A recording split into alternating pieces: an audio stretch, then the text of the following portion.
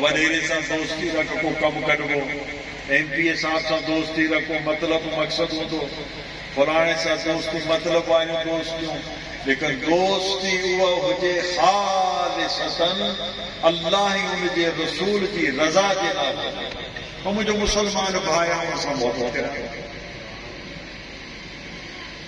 मतलब वारी दोस्ती दुनिया में रहिजी वेंदियूं, लेकिन दोस्ती जेकॾहिं अल्लाह जे रज़ा जे ख़ातिर आहे, मुस्तफ़ा अलैहिस्सलातु वस्सलाम जी रज़ा जे ख़ातिर आहे, त इहे दोस्ती सुभाणे क़यामत जे ॾींहुं ते कमु कंदी।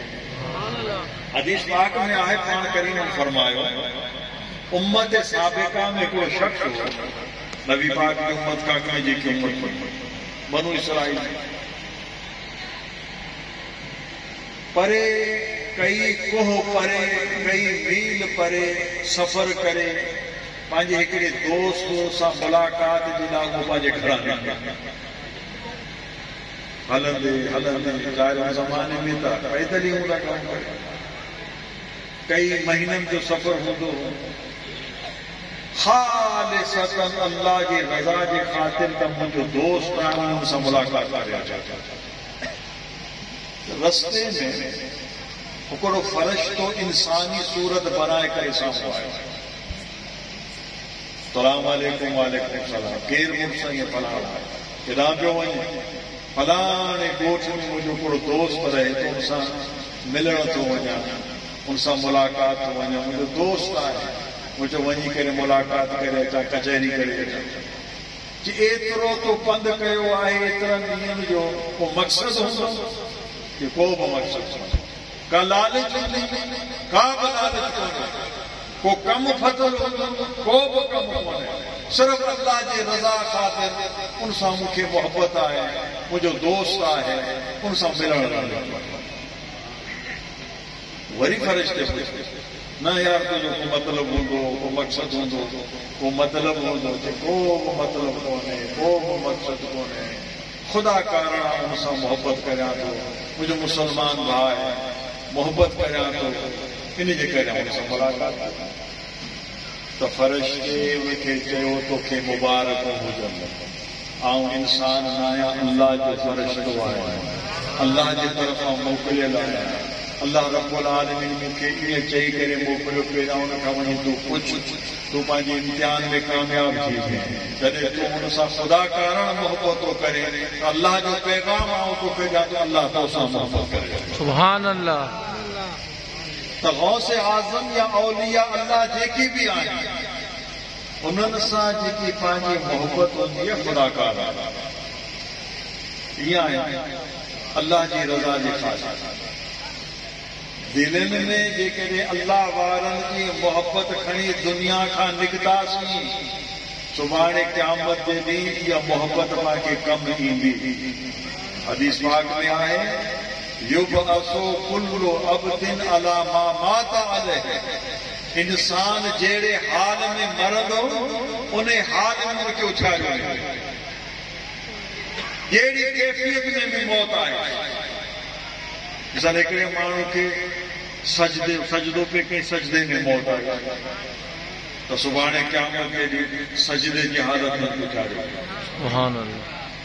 हिकिड़ो माण्हू एहराम ॿधो आहे, अरफात जे मैदान में हज लाइ निकितल आहे, ज़बान ते लब्बैक अल्लाहुम्मा लब्बैक पढ़ंदो पियो वञे, अचानक मौत आई, त सुभाणे क़यामत जे ॾींहुं जॾहिं क़ब्र खां उथंदो त ज़बान ते लब्बैक अल्लाहुम्मा लब्बैक। सुभान अल्लाह, सुभान अल्लाह। ये सहाबी रसूल आहे, हज्जतुल वदा जो मौक़ो आहे, मैदान अरफात में उठ ते सवार हुजे, एहराम ॿधल हुजे, उठ सां पठ ते कहिड़ो ॾाठो टुटी पियो थो अचे। पार करीमन फरमायो, जहिड़े हालत में आहे इन एहराम सां इनखे दफ़नाए, मथो हिनजो खुलो रखो, उघाड़ो रखो, त कफ़न में माण्हू मथो ढकींदो आहे, लेकिन महबूबन फरमाए न, हिनजो मथो उघाड़ो रखो, सुभाणे क़यामत जे ॾींहुं जॾहिं पंहिंजे क़ब्र खां उथंदो, युलब्बी, वो तलबिया पढ़े, लब्बैक अल्लाहुम्मा लब्बैक पढ़ी करे अल्लाह जे बारगाह में पहुचे। सुभान अल्लाह। इंसान जे हालत में मरंदो उन हालत में उनखे उछारियो वेंदो। लिहाज़ा कोशिश करणु खपे त मौत चङी हालत में थिए। मौत जो त को टाइम टेबल कोन्हे न, अचानक बि अची सघे थी।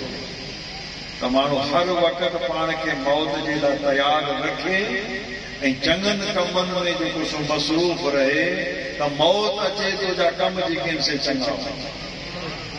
ऐं के अहिड़ा बि आहिनि दरवेश तो पंहिंजी मस्ती में मस्त हूंदा आहिनि, उन हालत मस्ती में मस्त हूंदे जेकॾहिं मरी विया उन हालत में उन्हनि को छा कयो।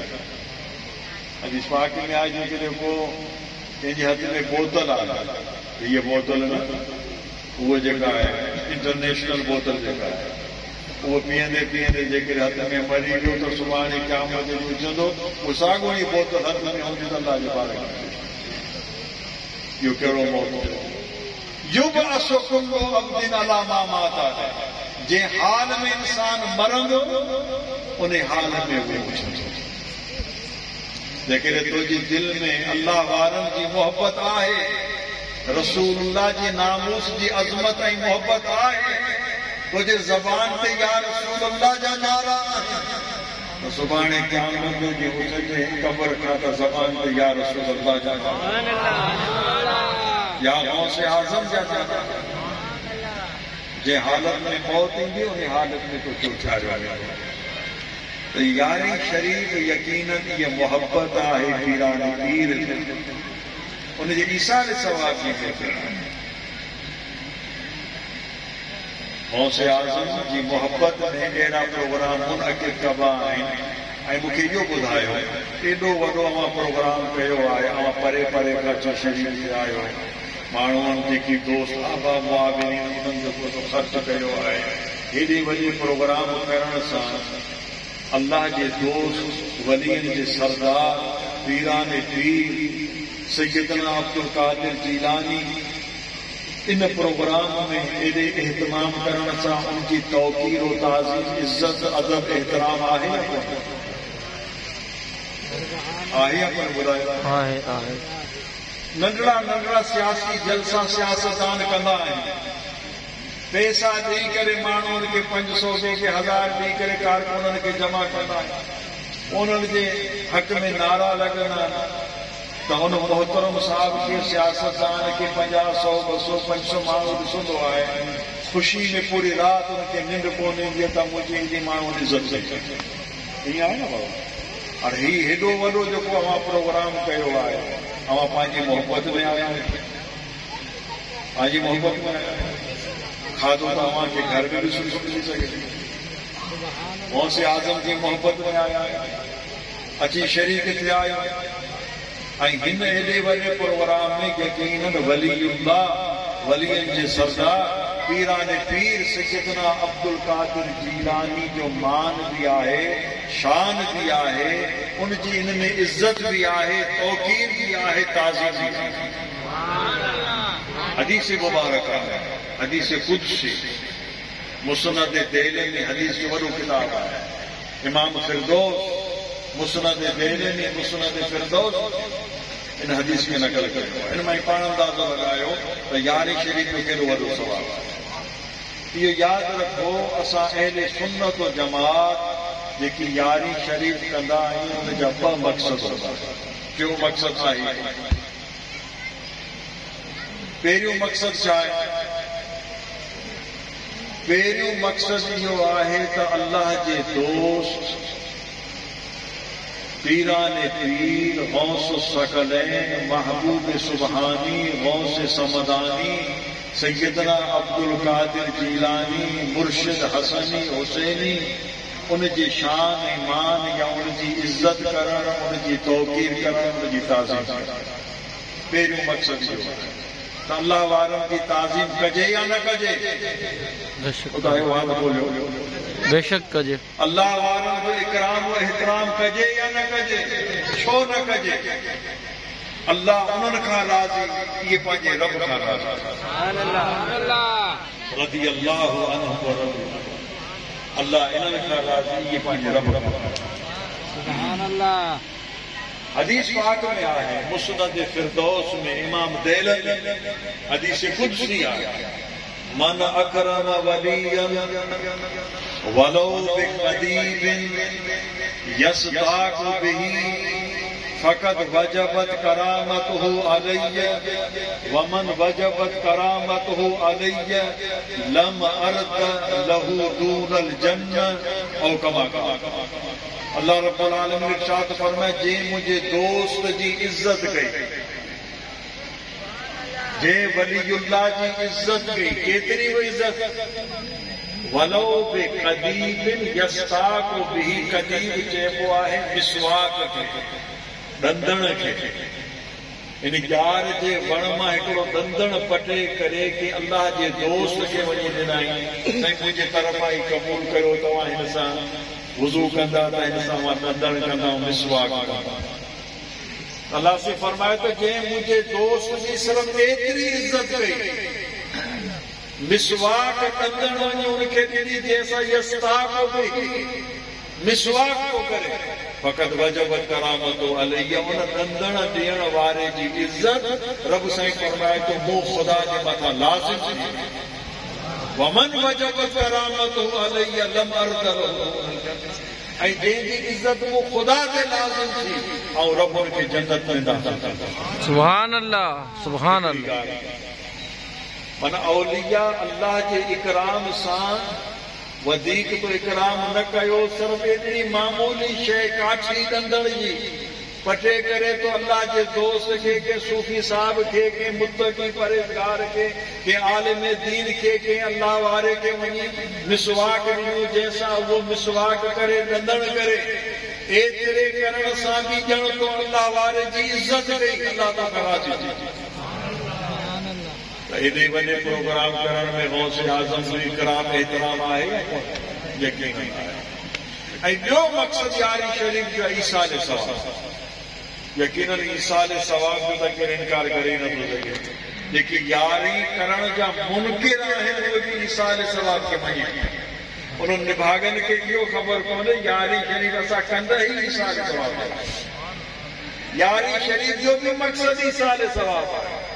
हाणे सो महफ़िल मुनाक़िद थी, वाइज़ तकरीर थिया, क़ुरान जी तिलावत थी, नात शरीफ़ पढ़ी वई, खाधो विरायो वेंदो, आख़िर में छा दुआ घुरी वेंदी, या अल्लाह जो समूरो सवाब सैयदना गौसे आज़म जे रूह मुबारक खे पहुचाए। ईअं आहे न बाबा, हाणे जेकी पंहिंजा मरहूमीन आहिनि, मिट माइट अज़ीज़ अकारे को माउ पीउ जेकी फौत थी विया आहिनि, पाण उन्हनि खे जेको ख़तमा दुरूद पढ़ी करे बख़्शींदा आहियूं न, बख़्शींदा आहियूं, इहो सवाब अल्लाह उन्हनि खे यकीनन पहुचाईंदो आहे। त यारी शरीफ़ जो बि इहो ई मक़सदु आहे, या अल्लाह हिन जो सवाब हुज़ूर गौसे आज़म जे रूह मुबारक खे। इहे ॿ मक़सद आहिनि, ॿियो को बि मक़सदु कोन्हे। तव्हां वॾे मोहबत ऐं एहतमाम सां हाजी अल्लाह बख़्श ऐं हुनजी पूरी टीम, पूरा मुआविनीन, मौलाना मुश्ताक अहमद साहब, हाजी मोहम्मद साहब ऐं उन्हनि जो पूरो ख़ानदान, जो को एहतमाम कयो आहे यारी शरीफ़ जो, यकीनन बाइस बरकत आहे, मुबारक आहे, गौसे आज़म सां मोहब्बत आहे। अल्लाह रब्बुल आलमीन जो सिलसिलो हमेशा जारी सारी रहे। इहो यादि रखो, कोशिश इहा करियो हर माण्हू पंहिंजे घर में हुज़ूर गौसे आज़म जी यारी ज़रूर मुनाक़िद करे। सुभान अल्लाह। ज़रूरी न आहे त 50 देगियूं लाइ, 100 देगियूं लाइ, 30 देगियूं लाइ तुंहिंजी यारी क़बूल थींदी, न, जेतिरी बि तोखे अधु सेर चांवरनि जा वठी करे घर पचाए तूं पाण वञी खा, पंहिंजे बचनि खे खाराए, नियत कर यारी शरीफ़ जी, तॾहिं बि अल्लाह तोखे यारी शरीफ़ जो सवाब ॾींदो। सुभान अल्लाह, सुभान अल्लाह। मक़सद आहे ईसाल सुभान अल्लाह। यारी शरीफ़ गौसे आज़म जी कंदा कयो, यारी ॿारी जिन तुंहिंजी कई आहे, रिज़्क़ में तिन जे बरकत पई आहे। इहा मुजर्रब आहे, मोहब्बत भी आहे गौसे आज़म सां ऐं उन सां गॾु मुजर्रब भी आहे। अल्लाह रब्बुल आलमीन पंहिंजे प्यारे हबीब अलैहिस्सलातु वस्सलाम सदके यारी शरीफ़ जिन दोस्तनि ताउन कयो, एहतमाम कयो, अल्लाह ताला उन्हनि जी काविशनि खे क़बूल मंज़ूर फरमाए। अल्हम्दुलिल्लाह हिन आस्थाने, हिन दरगाह ते मदरसो बि क़ाइम आहे। अवां जी मथां इहो लाज़िम आहे त पंहिंजे बचनि खे दीनी तालीम ॾियारियो, कसरत सां पंहिंजा बच्चा मोकिलियो, कम अज़ कम क़ुरान शरीफ़ पढ़नि, नाज़रो पढ़नि, हाफ़िज़ क़ुरान थियनि, अञा अलाह उन्हनि खे तौफ़ीक़ ॾिए आलिम दीन बणजनि। अवां जे लाइ सदका जारिया आहे। आख़िर में इंशाअल्लाह दुआऊं थींदियूं। ये मरहूम हाजी दाद मोहम्मद साहब, मरहूम मोहम्मद सिकंदर बलोच साहब ऐं हिन ॻोठ में जेकी बि मरहूमीन आहिनि ऐं पंहिंजा बि जेकी बि मिट माइट मरहूमीन आहिनि, सभिनी जे लाइ दुआऊं थींदियूं। क़ुरान शरीफ़ 6 ख़तम आहिनि, दुरूद ताज आहे, सूरह मुज़म्मिल, सूरह यासीन, या जेकी भी ज़िक्र अज़कार हैं, सूरह मुल्क वग़ैरह, ये सब इंशाअल्लाह हुज़ूर गौसे आज़म के तवस्सुल सां सभिनी मरहूमीन की इसाले सवाब कबो। अल्लाह रब्बुल आलमीन हुज़ूर गौसे आज़म के यारी शरीफ के सदके सभिनी जी मग़फ़िरत फरमाए। ये सवाब सैयदना गौसे आज़म रज़ी अल्लाह तआला अन्हु ताईं पहुंचाए।